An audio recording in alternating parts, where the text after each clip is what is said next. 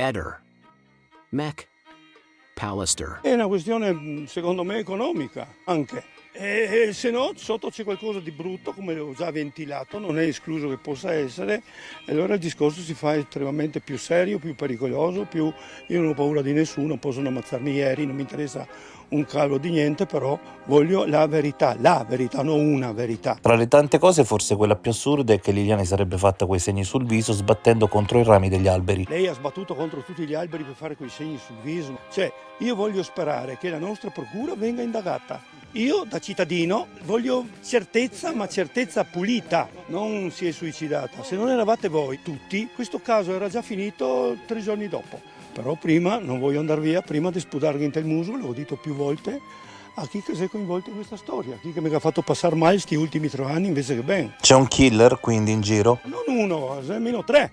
Uno è poco, uno non fa tutto questo lavoro da solo. Un aiuto devi averlo avuto, da portarla qua da solo uno volessi vederlo. Devi essere veramente un macista. Ma io ho in mente più di qualcuno, ma non posso dirlo perché non è lecito né logico. Ma non sono io che dovevo dire lui potrebbe essere stato. Io beata l'ora se mi indagavano, così avevo più libertà di parlare. Già così parlo troppo, mai si ero indagato. Mamma mia. Quello che non riesco a capire è il fatto che tutti danno per vero quello che dice Sebastiano e noi siamo il gruppo dei bugiardi.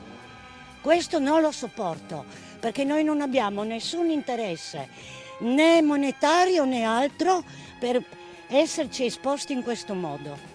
E ormai siamo in ballo e andremo avanti fino alla fine, perché noi vogliamo la verità e la giustizia. Noi vivevamo una vita, tutti noi, la nostra vita normale, tranquilla.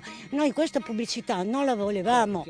Noi siamo qui e siamo da 2 anni, perché per noi Liliana è stata suicidata, non si è suicidata, per come la conosciamo noi. Tutti hanno perso tempo, per questo noi siamo qua, non saremmo qui 2 anni dopo, è vergognoso, è vergognoso. Una persona è morta, non stiamo parlando di caramelle.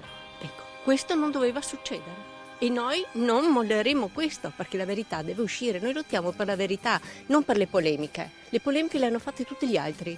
Noi siamo qua per la verità e deve uscire la verità, con qualsiasi tipo di inchiesta, corretta, leale, ma deve uscire. E giustamente, come dice Silvia, ognuno deve fare il suo lavoro, ma farlo bene, non farlo circa come è stato fatto fino adesso.